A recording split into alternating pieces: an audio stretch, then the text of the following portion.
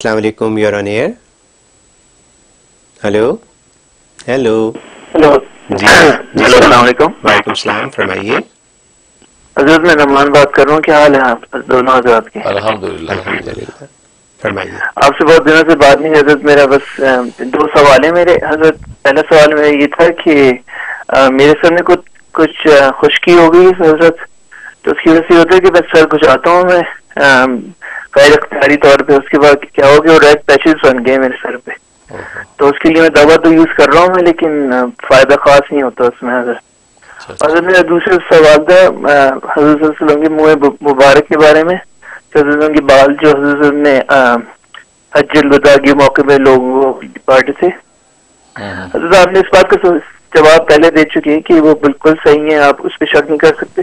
لیکن حضرت سب لوگ یہ سوال پوچھتے ہیں کہ حضرت صلی اللہ علیہ وسلم کے جو بال تھے وہ تو چھوٹے چھوٹے تھے، اتنے لمبے تو نہیں تھے جو آج کل ہم لوگ دیکھتے ہیں ویڈیوز میں. تو حضرت یہ دو سوال ہیں میرے، آپ پلیز یہ جواب دے دیں اور مجھے دعا میں یاد رکھیے گا please. Okay Nauman, thank you. جی ہاں، جہاں تک پہلے سوال کا تعلق ہے اس کے لیے سورۃ واللیل 7 مرتبہ پڑھ کے ہاتھوں پہ دم کر کے ہاتھ اپنے سر پہ پھیریں، یا یہ کہ زیتون کے تیل پہ تھوڑا سا دم کر کے زیتون کا تیل بالوں کی جڑوں میں لگائیں. اس سے انشاءاللہ آپ کی سر کی خشکی ختم ہو جائے گی اور جو ریڈ پیچز بن گئے وہ بالکل ٹھیک ہو جائیں گے. اور یہ 21 ڈیز آپ یہ کر لیں. درمیان میں ایک دن کا ناغہ کر لیں، کوئی بات نہیں کہ اگر روز تیل لگانے میں دشواری ہوتی ہے تو صرف ہاتھ پھیر لیا کریں اس میں، لیکن کبھی کبھی تیل بھی سر میں لگائیں. اس سے انشاءاللہ خشکی چلی جائے گی. اور باقی جو دوسرا سوال ہے وہ میں نے بتا دیا تھا کہ حضرت صلی اللہ علیہ وسلم نے اپنے منہ مبارک تقسیم کیے ہیں، اور وہ احادیث طیبہ میں وہ بالکل سند کے ساتھ چلے آ رہے ہیں.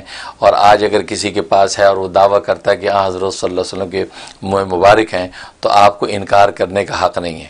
یہ اس لیے کہ منہ مبارک تو نبی کے جسم کا جز ہے. جب کل کی تعظیم اور عظمت ہم پر واجب ہے تو آپ کے جسم کے جز کی بھی اتنی واجب ہے. لہٰذا اس مبارک کو احترام دینا، اس کو عزت کرنا، یہ آپ پر فرض ہے. یہ نہ ہو کہ ہو سکتا ہے، یہ رسک والی بات ہے، آپ ایک بات کا انکار نہیں ہم نہیں مانتے، یہ سب جھوٹ ہے. تو ہو سکتا ہے وہ حضور کے منہ مبارک ہوں تو آپ کا ایمان تو گیا، آپ تو مارے گئے. اس سے بہتر ہے کہ خاموشی اختیار کر کے سائڈ پہ رہیں. اگر ایسی جگہ جہاں زیارت کروائی جا رہی ہے آپ چلے گئے تو وہاں پورے احترام کے ساتھ زیارت کر کے آئیں. یہ نہیں کہ کوئی الٹی بات کرے جو چھوٹے تھے. اس کی کیا دلیل ہے کہ جو تقسیم کیا تو چھوٹے تھے؟ سوال تو یہ ہے. وہ جو صاحب کہہ رہے ہیں کہ وہ تو چھوٹے چھوٹے ہوتے تھے، یہ بہت بڑے ہیں. تو پہلی بات تو یہ ہے کہ یہ تو سب نے یہ مشاہدے میں بات آ چکی ہے کہ حضرت صلی اللہ علیہ وسلم کے مبارک بڑھتے ہیں، ساتھ ساتھ بڑھ رہے ہیں، تو وہ تو زندہ ہیں کیونکہ حضرت صلی اللہ علیہ وسلم خود زندہ حیات موجود ہیں. تو آپ کے مبارک کو اللہ نے یہ کرامت عطا کی کہ وہ بڑھ رہے ہیں تو زندہ ہیں. تو لہٰذا یہ کہہ رہا ہے کہ وہ تو چھوٹے چھوٹے ہوتے تھے، تو چھوٹے کی کوئی دلیل نہیں ہے ان کے پاس. اور پھر یہ کہ یہ اس طرح ہیل حجت نکالنا یہ بے ادبی کی علامت ہے. اجی وہ تو چھوٹے تھے، یہ تو بڑے تھے، یہ بڑے تھے اس کا مطلب آپ کے ایمان میں خلل ہے.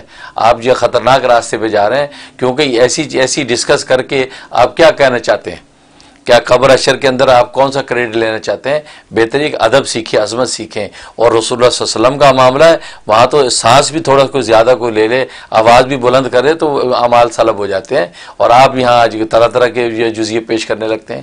اس لیے حضرت حکیم امت مجدد ملت مولانا اشرف علی تھانوی رحمہ اللہ تعالیٰ نے امداد الفتاوی میں تفصیل سے اس بات کو لکھ دیا ہے کہ حضرت صلی اللہ علیہ وسلم کے مبارک کا اگر کسی کو دعویٰ ہے آپ کو بالکل اس کا احترام اور عظمت کرنی چاہیے.